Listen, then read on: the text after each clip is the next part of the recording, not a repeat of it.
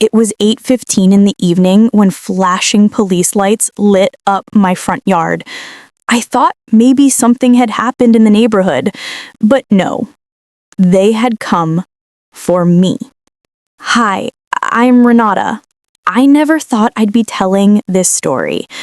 You see, I raised my 2 grandchildren since they were in diapers. I fed them, held them when they cried, and sang lullabies when they had nightmares. I gave them everything. Because their real mother, my daughter, walked away when they were just toddlers. She left one morning and never came back. For 13 years, I made sure they were safe, happy, and whole. Until one evening, she returned.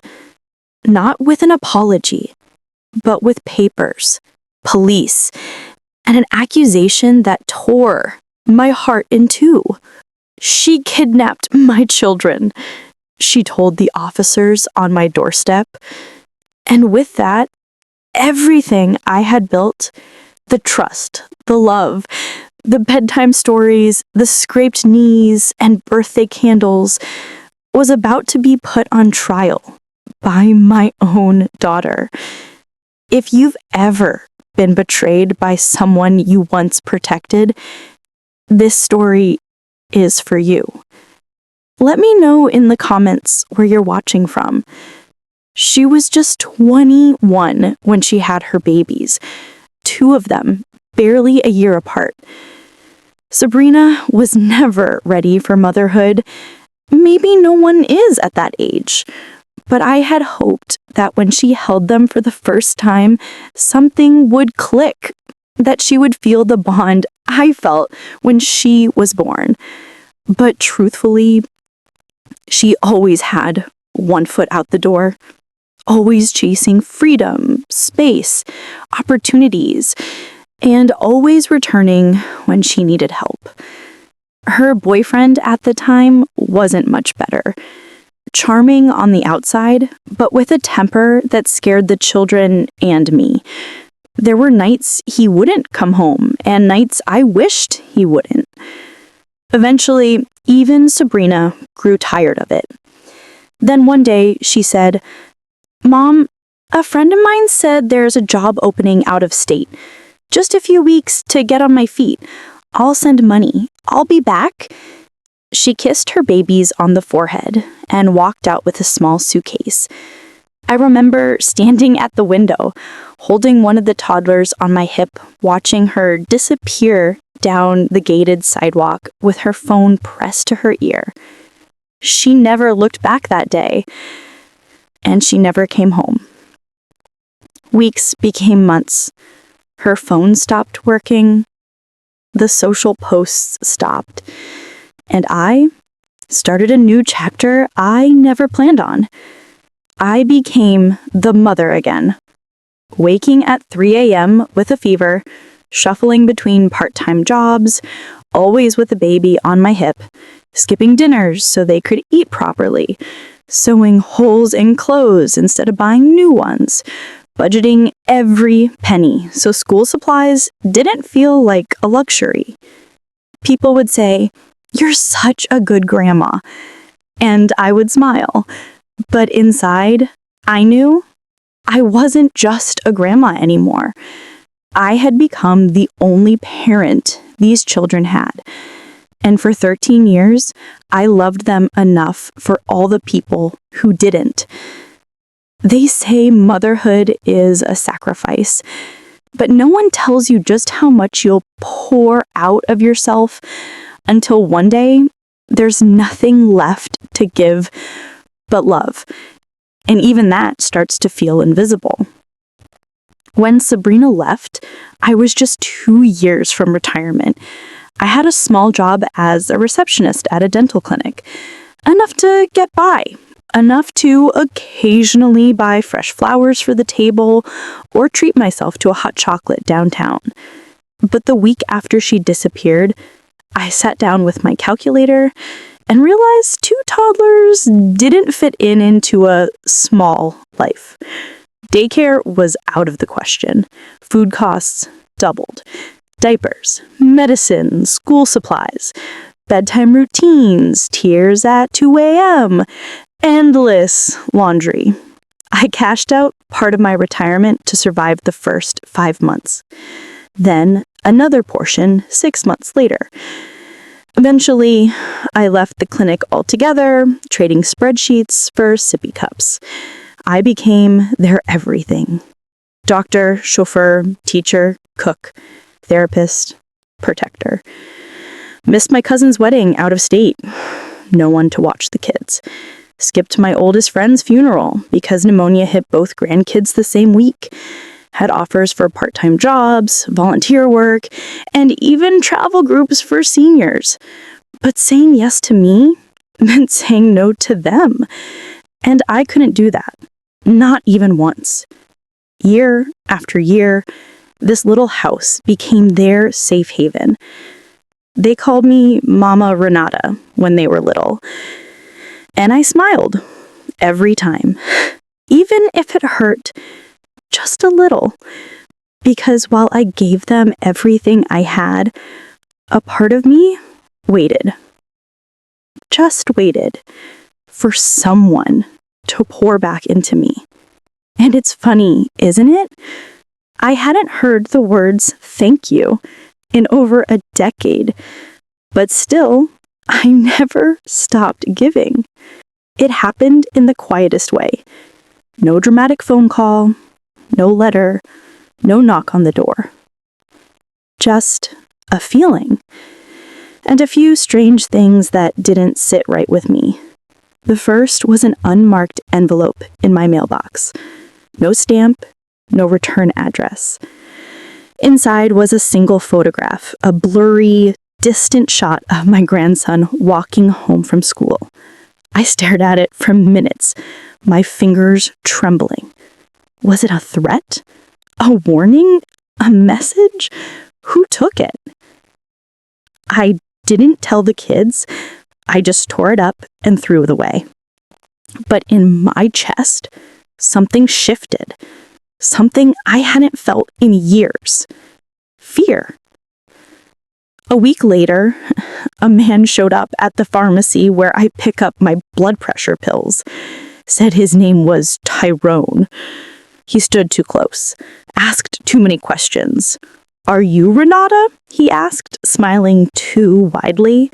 "You have 2 grandkids, right? School just up the road?" I told him he had the wrong person and left quickly. But I knew. Deep down, I knew. Someone was trying to find them. Old instincts don't die, especially a mother's. And despite everything, Sabrina was still my daughter. I sat at the kitchen table that night, the same table where I had balanced bills, packed lunchboxes, and cried over soup when no one was looking. The clock ticked louder than usual. The windows felt thinner than they used to. And just before going to bed, I whispered a sentence I hadn't said in over 13 years. God, please don't let her come back just to hurt them. But he must have known something I didn't, because days later, she returned with 2 officers, a folder full of legal lies, and a plan to destroy everything I spent my life saving. It was a Saturday, laundry day. The kids were upstairs blasting music, and I had just pulled warm towels from the dryer when I heard 3 vicious knocks on the front door. Not just loud, purposeful. The kind of knock police make when they aren't asking, they're announcing. I opened the door, half expecting a mistake. Maybe they were looking for a neighbor or responding to a noise complaint. But the sight that greeted me stole my breath. 2 uniformed officers, one straight-faced, the other scanning my porch. And between them, Sabrina, 13 years older, leaner, dressed head to toe in designer black with a pearl necklace shining on her chest like it belonged on someone else's life. Her makeup was flawless, but I saw in her eyes the same sharp coldness that used to cut through our family dinners like a knife. She didn't hug me, didn't even smile. She just stared at me like I was a stranger who'd taken something that belonged to her, then spoke calmly, cruelly, as if following a prepared script. "You have my children, and I'm here to take them back."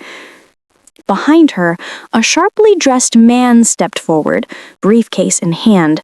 I don't know how she could afford a lawyer, but there he was, waving legal documents toward the officers like victory flags.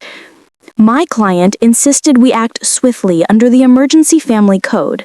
He said, "We have filed a wrongful custody claim on the basis of unauthorized detainment of minors over 10 years. It felt like the ground disappeared beneath me.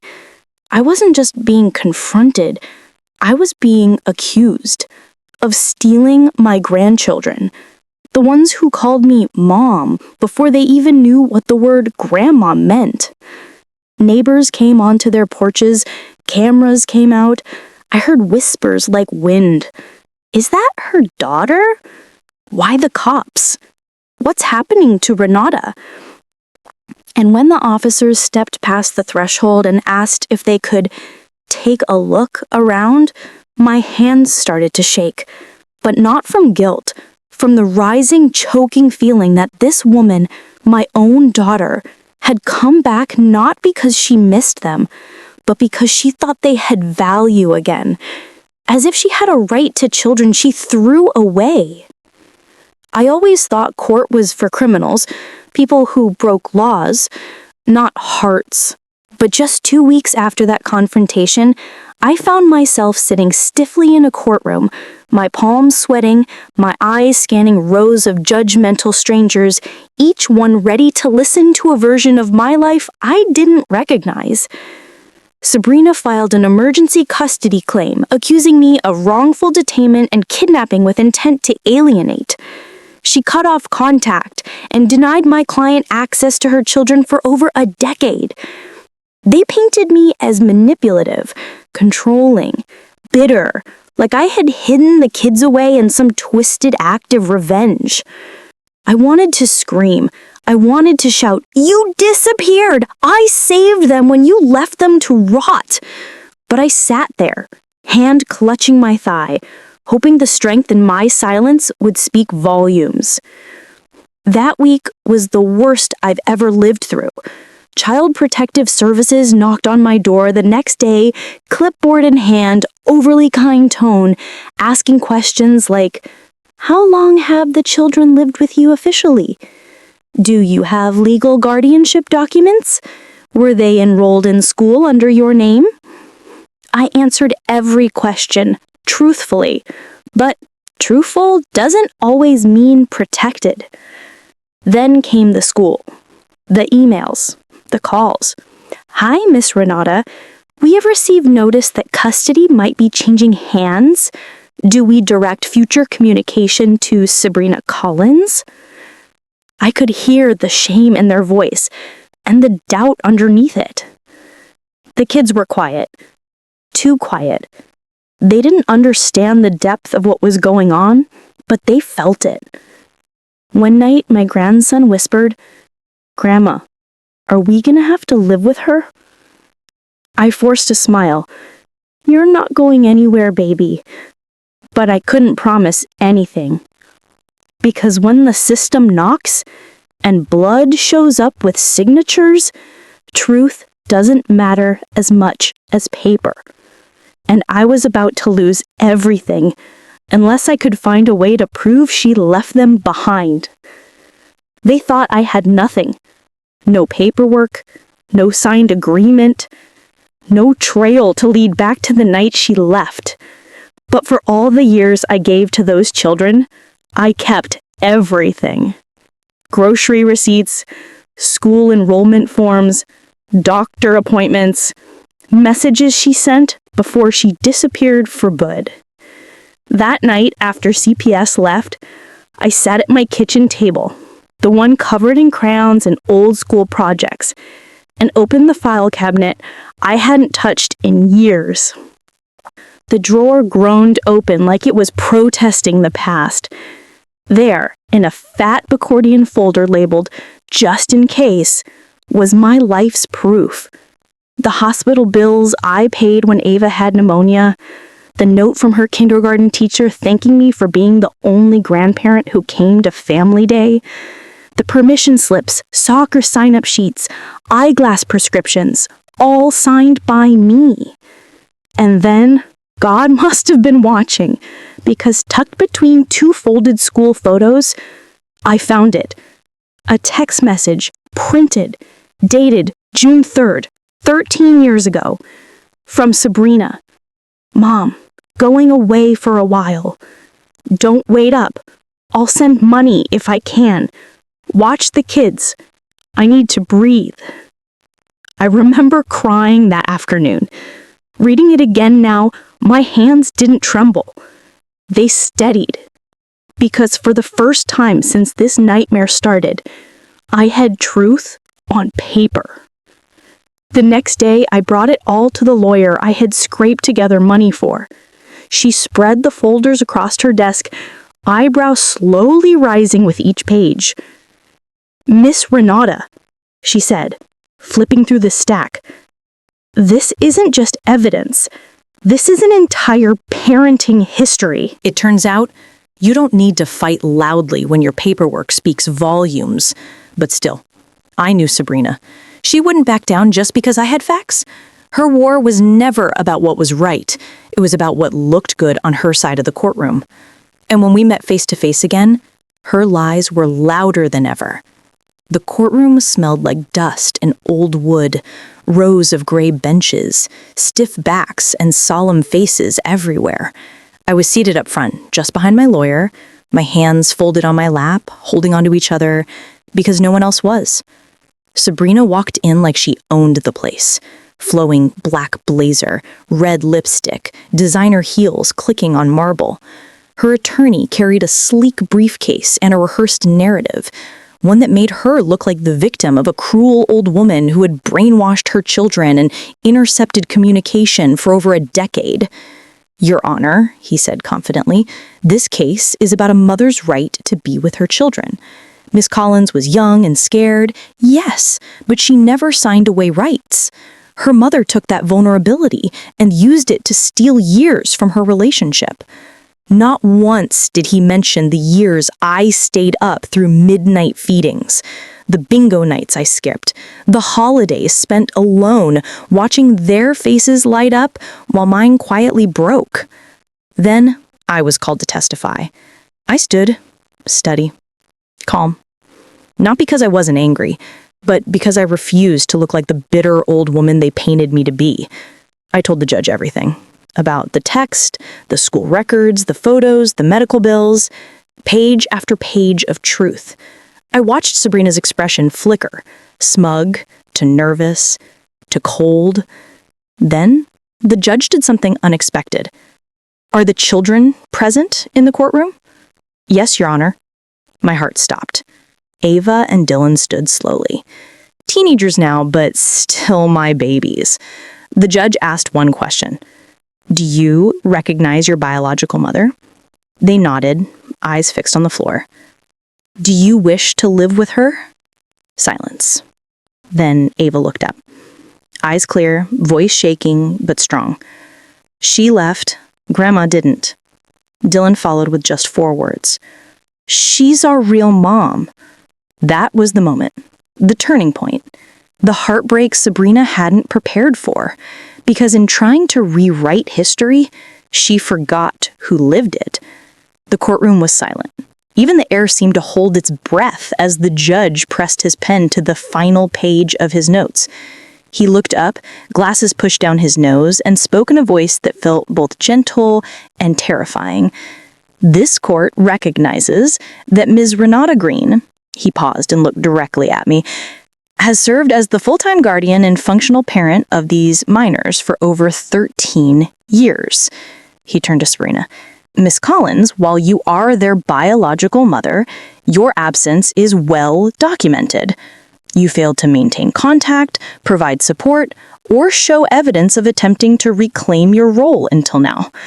This does not serve the best interests of the children. A pause that felt like a thunderclap. Petition denied. The gavel hit the desk with a dull thud, but in my heart, it sounded like freedom. Sabrina stared straight ahead, jaw clenched, lips trembling. Her attorney leaned over to whisper something, but she pushed him away, grabbed her purse, and stormed out, heels clacking down the hallway like an ending. The kids rushed toward me. They didn't say a word, just hugged me. Ava buried her face in my shoulder. Dylan clutched my sleeve like he was 5 again. I didn't cry until we got home. In the quiet of our living room, surrounded by faded photos, school projects, and half-eaten cereal bowls, I let out 13 years worth of held breath. Phone calls started to come in. The school counselor offered support. The neighbor who used to gossip now smiled kindly. Even CPS sent a letter. No further action required. And me? I sat down at that same kitchen table and finally opened the retirement plan that I had packed away for later. Because now, later had finally come. Sabrina never reached out again. Whether it was guilt or pride, I'll never know. But I do know this. Losing custody wasn't what truly broke her. It was realizing that love can't be reclaimed just by blood or paperwork. It has to be earned. People always say blood is thicker than water, but I've come to believe something else. It's not blood that makes a family. It's love that stays when no one else does. I didn't choose to become a second-time mother in my 50s, but I chose to stay. Every single day. When they cried in the night, when they needed shoes I couldn't afford, when they asked why their real mom never called, I stayed. And sometimes, staying is the biggest act of love there is. Sabrina's return didn't undo the years, but it did teach me something. Family isn't who gave birth to you. It's who raised you, protected you, fought for you. Family is who shows up.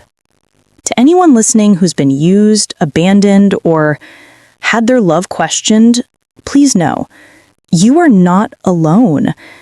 Tell me where you're watching from. Drop your city or country below in the comments. I love seeing how far stories like this travel. And most of all, let me know. Have you ever stood up to a family member who once turned their back on you? Your story matters too. With love, Renata.